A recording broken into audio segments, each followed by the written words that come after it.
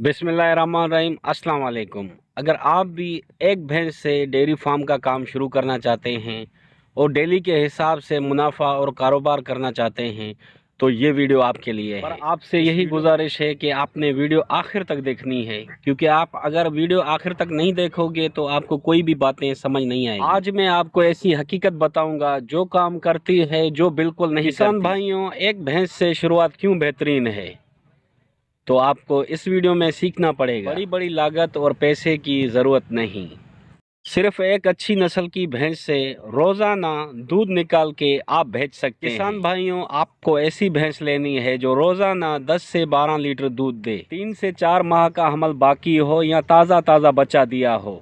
अब बात करते हैं भैंस की खुराक और देखभाल पे। दोस्तों, भैंस के लिए खुराक सही होना चाहिए। इसे सुबह और शाम ताज़ा चारा दें।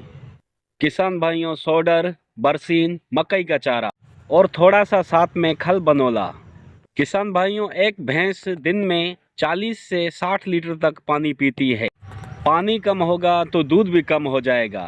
किसान भाइयों, आपको कौन सी नस्ल की भैंस लेनी चाहिए? अगर आप पाकिस्तान में हैं तो दूध के हिसाब से दो बेहतरीन नस्लें ये हैं। एक नीली रावी भैंस, पाकिस्तान की दूध देने की बेहतरीन 1 नंबर नस्ल। 2 कोदरानी भैंस, खित्ते के लिहाज से कम खर्च, दूध भी अच्छा। अगर आप शुरुआत कर रहे हैं तो नीली रावी आपके लिए बेहतरीन बनेगी। नीली रावी दूध ज़्यादा, बीमारी कम और कीमत भी मुनासिब। किसान भाइयों, शुरू में ये काम ना करें।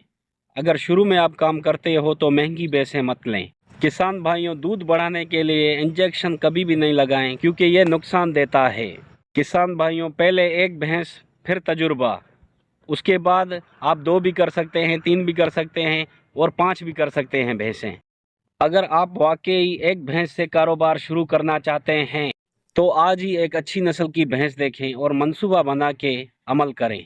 मज़ीद ऐसी वीडियो देखने के लिए हमारे चैनल पाकिस्तानी बफलो हब को सब्सक्राइब करें, क्योंकि इस चैनल पे आपको देसी नुस्खे, खेती बाड़ी और डेयरी फार्मिंग के मुतालिक न्यू अपडेट मिलती हैं।